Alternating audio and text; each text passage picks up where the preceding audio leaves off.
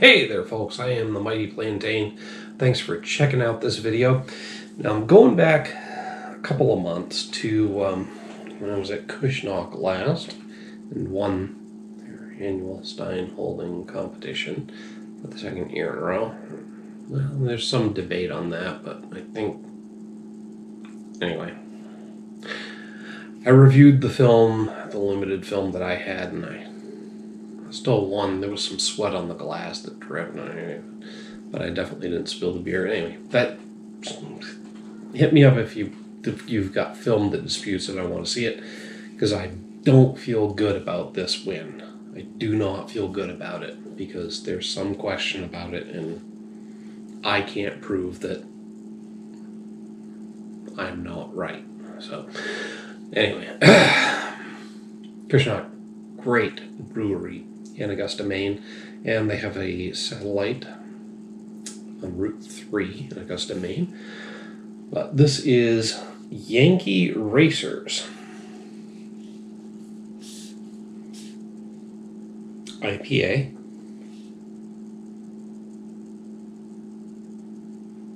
Oh shit, 8% ABV. Yeah, this might be a bad idea right now, but not my first drink of the evening, but the 8% ABV. Original artwork by Steve Gendon. I'm not sure. I honestly don't know what caught my attention about this beer, other than the fact that it's an IPA from Cushnoc that I hadn't had before, and the label art was interesting. So, sorry. This single hop IPA was fermented cool and slow with ale yeast.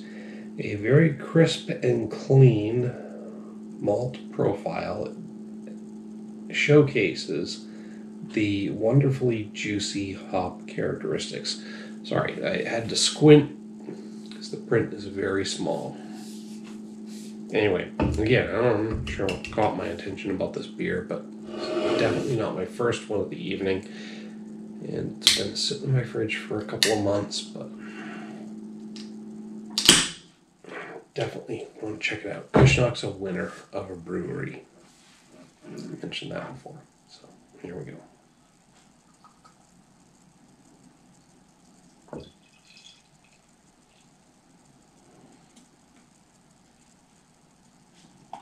I don't know. Maybe it was just one that I knew I hadn't had before, and I was like, let's grab that one out of the cooler.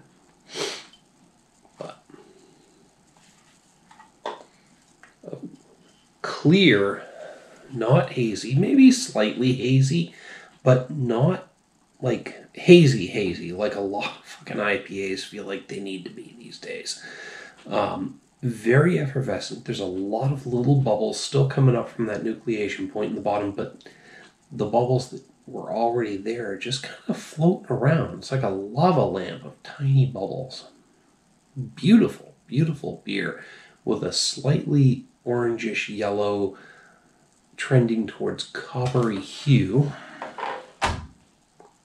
Looks great. It's got a smooth, creamy head on it. All those tiny little bubbles coming up there are replenishing that, so.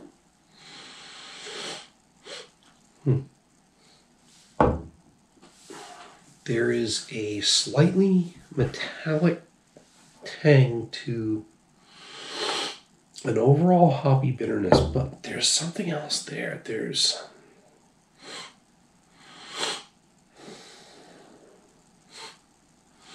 like a burnt maple syrup aroma. That's weird. It's almost metallic on the back end, but it's got like this sweet, roasty character, like honey roasted peanuts that have been on the fire too long. I don't think they use fire, but sorry, I'm trying to reread the small ass print single hop IPA. Ale yeast. Alright, so there's nothing in there to indicate that those weird, overly cooked honey roasted peanut, sweet, malty aroma is anything other than my imagination. But that's what I'm getting. So, still that slightly metallic undertone. Alright, here we go.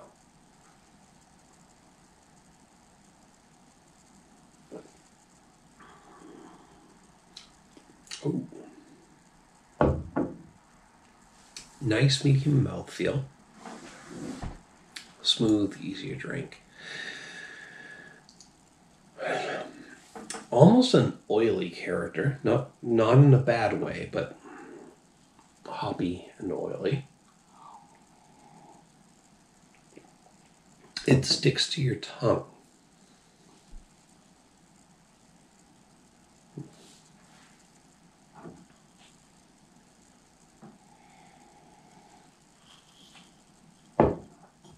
Up front, there's an overall hoppy bitterness which resolves into a piney, then slightly earthy, slightly dank, slightly floral character. So mostly pine, then earthy, dank, and floral. Well, earthy, dank, and floral are things I don't usually pick on. Pine and citrus are my big influences, my big key factors when it comes to hops. I usually get those two first. So the earthy, dank, and floral are interesting, but they're not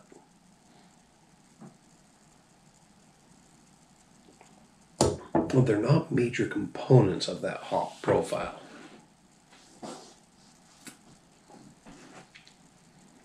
I mean, it's good, it's smooth, it's easy drinking, it's great. It's a decent IPA. It's delicious. Again, easy to drink. It's going down fast and smooth. But it is giving me some hop esters that I'm not used to experiencing. Like I said, I'm mostly keyed toward citrus and pine, so pardon. The fact that I'm getting somewhat heavy influences from the other three. It's interesting.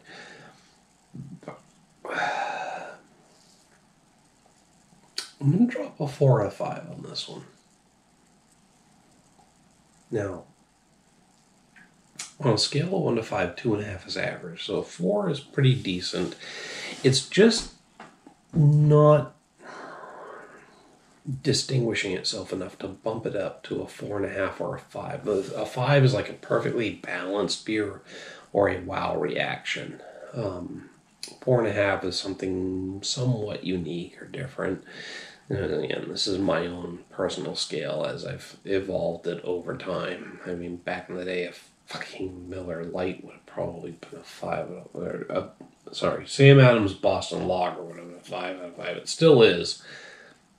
The old formula, not that reformulated bullshit that's out there now. Anyway, sorry, I'm just trying to draw comparisons. Back in the day, a Miller Lite would have scored maybe a 4 out of 5 from me. These days, it's like a 3. It's got a bit of hoppiness to it, which distinguishes it from all the other crappy American beers.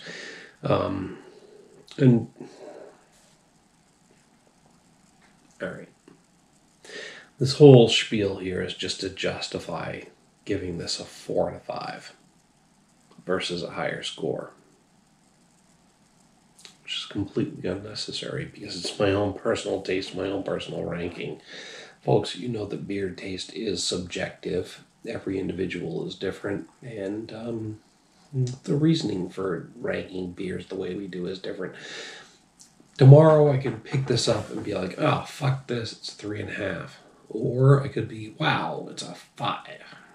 But right now, this is a 4 out of 5 for me. Which, again, makes it a pretty goddamn decent beer. Especially in the oversaturated market of IPAs these days. But that's just my opinion. Hit me up down below in the comments or the email link. Love to hear what you have to say about this beer or any other beer you've seen on the channel. While you're down there, don't forget to like and share the video. Make sure to subscribe to the channel.